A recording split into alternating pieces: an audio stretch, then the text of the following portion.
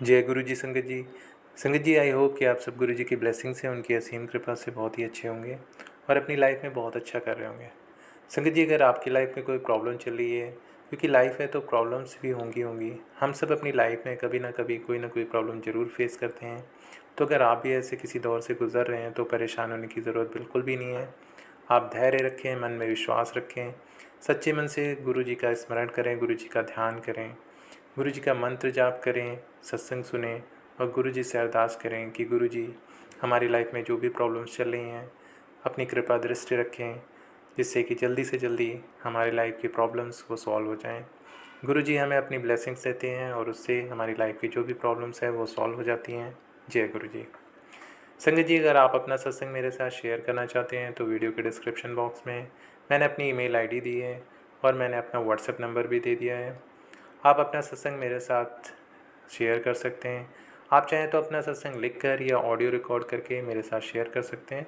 गुरु जी की कृपा से आपका सत्संग सभी संगत के साथ शेयर किया जाएगा। जय गुरु जी। संगत जी, आज का जो सत्संग है बहुत ही प्यारा सत्संग है और सत्संग ध्यान से सुनिएगा, क्योंकि गुरु जी कहते हैं सत्संग सुनना और सत्संग कहना दोनों से गुरु जी की ब्लेसिंग्स मिलती हैं। जय गुरु जी। तो चलिए सबीना कोचर आंटी का सत्संग स्टार्ट करते हैं। जय गुरु जी। मैं सर्व विद्यमान और निराकार सृष्टिकर्ता में विश्वास करती थी। मुझे लगता था कि वह मुझे सदा देख और सुन रहे हैं। एक दिन मैंने उनको मनुष्य रूप में देखने की कामना की और वह मेरे सम्मुख उपस्थित हो गए। मुझे कमर से नीचे अत्यंत पीड़ा रहती थी। कोई औषधि काम नहीं कर रही थी। फिर मुझे गुरु जी के बारे में पता चला, जो सबके कष्ट दूर कर देते थे। मुझे संशय था, किंतु उपचार की आशा लिए मैं उनके पास पहुंच गई। मेरे 7 वर्षीय पुत्र के टॉन्सिल में पस रहता था और प्रति 15 दिन में उसे ज्वर आ जाता था। कभी कभी वो 103 डिग्री तक पहुंच जाता था। रात्रि में कोई भी डॉक्टर नहीं मिलता था। मेरे पुत्र को सिर्फ एक ही एंटीबायोटिक औषधि छोड़कर कोई भी अन्य औषधि नहीं दे सकते थे, क्योंकि उससे उसके शरीर में दुष्प्रभाव हो जाते थे। एरिथ्रोमाइसिन, जो ऐसे अवसरों पर रामबाण मानी जाती है, उसके भी दुष्परिणाम होते थे। यह हर माह घटित होता था और हमारे लिए अति भयावह अनुभव होता था। उन दिनों 1996 में भक्त अपने कष्ट गुरु जी को व्यक्त कर सकते थे। मैंने उनका अपना कष्ट मेरा बेटा कहकर बताना आरंभ ही किया था कि वह मुझे पहले अपना रोग बताने के लिए बोले। साहस बटोरकर मैंने उन्हें अपने पैरों में हो रही पीड़ा के बारे में बताया और गुरु जी ने मात्र "हुन नहीं होगा" कहा। उनके कथन के अनुसार उनमें पुनः कभी वेदना नहीं हुई है। उनके बोलते ही वह पीड़ा समाप्त हो गई थी और फिर उन्होंने मेरे पुत्र के बारे में पूछा। मैंने उसे विस्तार में न बताकर केवल इतना ही कहा कि गले में सूजन है।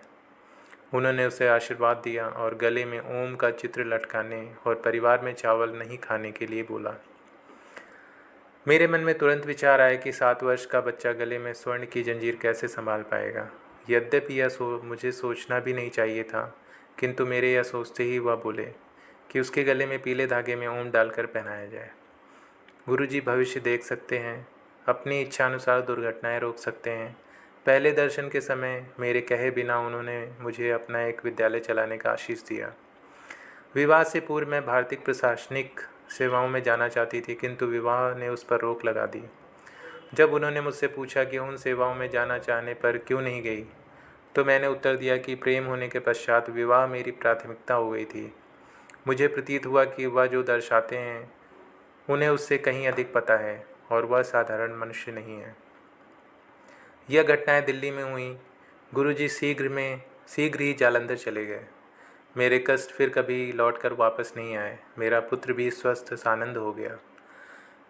फिर मुझे आभास हुआ कि वह रचयिता के मानव अवतार हैं जिनको मैं ढूंढ रही थी।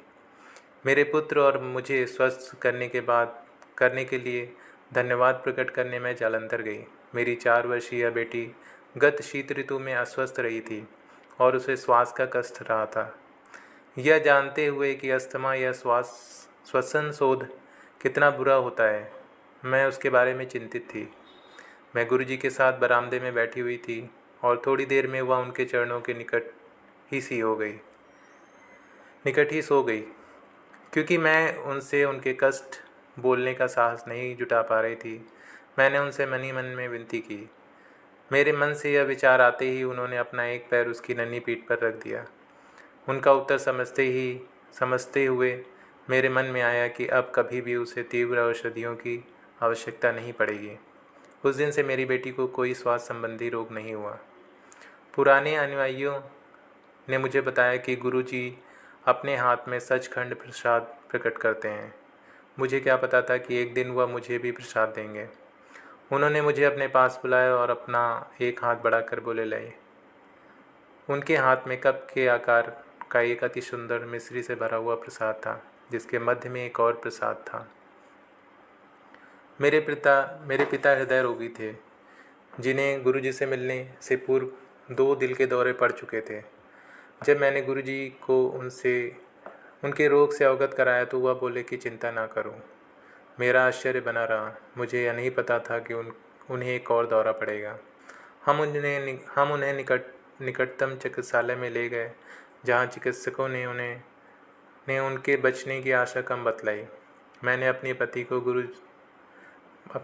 को घर से गुरुजी का सचखंड प्रसाद लाने के लिए कहा।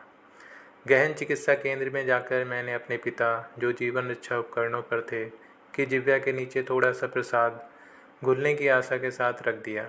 उसके आधे घंटे के पश्चात लिए गए ईसीजी के अनुसार उन्हें केवल अपच की समस्या थी। वह उनके वहां प्रविष्ट होने पर लिए गए परीक्षण जैसा गंभीर नहीं था। मेरे पिता के चिकित्सालय में से निकलते ही हम जालंधर गए। मेरे प्रवेश करते ही गुरुजी ने अपने पास बुलाया और अनुभव सुनाने के लिए कहा। यह पिता वाली घटना भी। मेरा विश्वास है कि जब गुरुजी सत्संग सुनाने को कहते हैं तो सुनाने वाले, सुनने वाले और अब पढ़ने वाले सबको उनका आशीर्वाद मिलता है। मेरे पिता को ग्रंथियों का कैंसर हो गया था। मैं गुरुजी को बताने गई, परंतु कह नहीं पाई। मैंने सुना था कि भक्तों के कष्टों को दूर करने के लिए वह कष्ट अपने ऊपर आंतरित कर लेते हैं, और उस दिन वह कष्ट में लग रहे थे। मैं कुछ कहे बिना ही लौट आई। 1 सप्ताह के पश्चात गुरुजी ने कहा कि उन्होंने पिता को कैंसर से मुक्त कर दिया था। यद्यपि मुझे पता था कि वह मन के विचारों को जान जाते हैं, मैं स्तब्ध थी। पुनः किए गए परीक्षण इसका प्रमाण थे, और उन्होंने चिकित्सकों को उलझा दिया था। माँ उनकी अनुयायी बनी। मेरी माँ मधुमेह से पीड़ित थी। उनकी काया स्थूल थी और न वह अपने भोजन का न ही अपनी औषधियों का ध्यान रखती थी। एक दिन उनका रक्तचाप 200 तक पहुंच गया। उन्हें शैया पर पूर्ण विश्राम करने के लिए कहा गया। जब मैंने इसका उल्लेख गुरुजी से किया तो वह बोले कि मैं चिंता न करूं, और एक दिन वह दिखा देंगे कि वह कौन है। वर्ष बीत गए और वह स्वस्थ सानंद रहीं, अपने नित्य के इंसुलिन लिए बिना ही। एक दिन गुरुजी ने कहा कि उन्होंने मेरी माँ की रक्षा की है। उनके कहने के कुछ समय उपरांत ही मेरी माँ अपने हाथ में एक परीक्षण का परिणाम लेकर खड़ी थी, जिसमें लिखा था कि उनको छोटी आंतों का क्षय रोग और मलाशय का कैंसर संशय था। उनके पांव तले जमीन खिसक गई और वह भागी हुई गुरुजी के आशीर्वाद के लिए आई। उस समय गुरुजी को अपनी व्यथा बताना निषेध था, अतः वह लंगर और प्रसाद लेकर वापस चली गई। अगले दिन सब परीक्षण 1 सप्ताह पहले किए हुए परीक्षणों से बिल्कुल विपरीत थे। चिकित्सक विस्मित होने के साथ प्रसन्न भी थे कि रोग के कोई लक्षण नहीं है।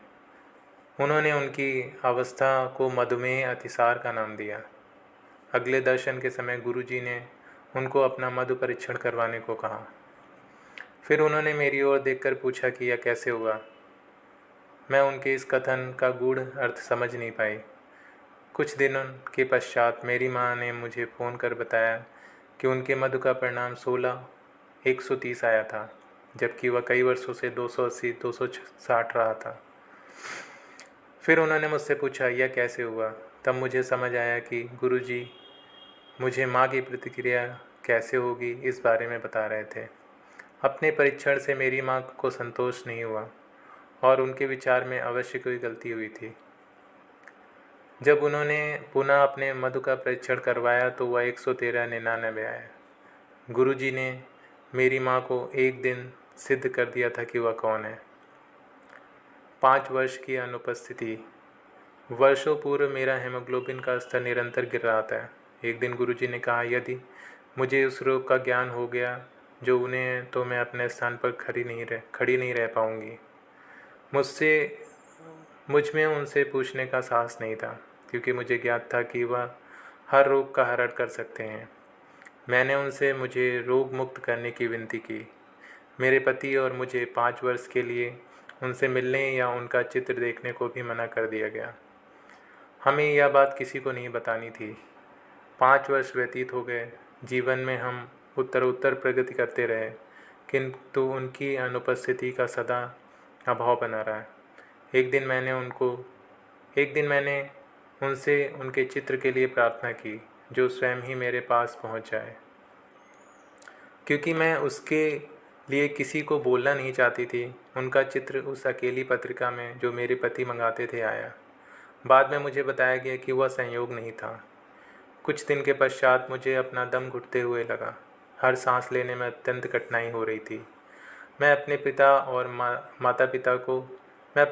माता पिता को फ़ोन कर केवल इतना कह पाई थी कि मुझसे सांस नहीं लिया जा रहा है। मेरा बेटा ऑक्सीजन का सिलेंडर लेने चिकित्सालय गया और मेरी बेटी ने पड़ोसियों को बुलाया। सबको चिंता थी। अकेले में मैंने उनके चित्र के समझ उनको कहा कि मुझे सांस लेने में कठिनाई हो रही है। तुरंत ही मुझे गर्दन के पीछे सिर और मेरुदंड में अनूठी संवेदना हुई और सांस आने लगी, परंतु पैरों में जान नहीं थी। गुरुजी ने एक बार मुझे बताया था कि यदि उनके चित्र के समझ कुछ भी कहें तो वह सुनते हैं। मुझे एक निकट के चिकित्सालय में ले जाया गया। गहन सेवा केंद्र में अकेले लेटे हुए जब मेरे मुंह पर ऑक्सीजन लगी हुई थी और मुझे प्रतीत हुआ कि मेरा अंत निकट ही है, मेरे मन में विचार आया कि मेरे पति सगे संबंधियों में से कोई भी मेरी सहायता नहीं कर पाया था, लेकिन गुरुजी ने तुरंत मेरी पुकार सुनी थी। कोई भी मुझे पुनः जीवन दान नहीं दे पाया था, केवल गुरुजी ही थे जिन्होंने मुझ पर कृपा की थी। निश्चित रूप से वह ईश्वर के दूत हैं और मेरे लिए उसके अवतार हैं। अविश्वसनीय किंतु सत्य है, जब असंभव भी आपके सामने संभव हो जाए। इससे और भी अधिक आश्चर्यचकित करने वाली घटना तब हुई जब वर्षों पश्चात मैं उनके सम्मुख खड़ी हुई थी और उन्होंने वही शब्द जो मेरे मन में उस समय आए थे दोहराते हुए कहा। उन्होंने मुझे नव जीवन प्रदान किया है और मैं सदा सुखी प्रसन्न रहूं। क्या यह चमत्कार नहीं है कि हम 5 वर्ष तक मिले नहीं थे, किंतु उनको ज्ञात था कि उस दिन चिकित्सालय में अकेले लेटे हुए मेरे मन में क्या विचार आ रहे थे। एक बार उन्होंने कहा कि चिकित्सक अपना कार्य करते रहेंगे। हिस्टेरेक्टमी के पश्चात मेरा अस्थि घनत्व कम हो गया था। मेरे नितंब और जांघ की अस्थियां यदाकदा मुझे कष्ट देती थी। मैंने कभी गुरुजी से इस विषय में चर्चा नहीं की। इसी बीच में परीक्षणों में पता लगा कि मेरी अस्थियों में कैल्शियम की कमी है। अचानक एक दिन गुरुजी ने मेरे पति और मुझे बच्चों सहित सिंगापुर यात्रा पर जाने के लिए कहा। वह मेरे जाने का समय पूछते रहते थे। वहाँ पर पहुंचकर हमें उनकी एक अनुयायी से मिलना था और मुझे उसको अपने अनुभव सुनाने थे। यह करते ही मेरी वेदना समाप्त हो गई। दिल्ली पहुंचने पर गुरुजी ने घोषणा की कि मेरे कैल्शियम और हेमोग्लोबिन का स्तर बिल्कुल सही है।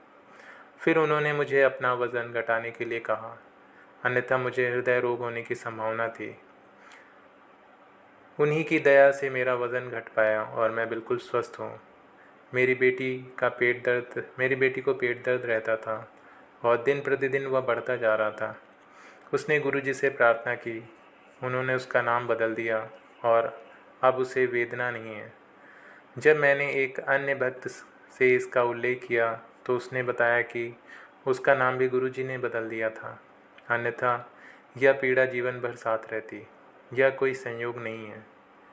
हमने कभी ऐसे गुरु नहीं देखे जो मानवता के लिए इतना करें और कभी उपदेश नहीं दें। जय गुरु जी। तो संगत जी, आपने देखा कैसे गुरु जी अपने भक्तों पर कृपा करते हैं। सच बात है, अगर हम सच्चे मन से गुरु जी का ध्यान करते हैं, गुरु जी से अरदास करते हैं, तो गुरु जी हमारी लाइफ में जो भी प्रॉब्लम्स चल रही होती हैं उसको ज़रूर सॉल्व करते हैं।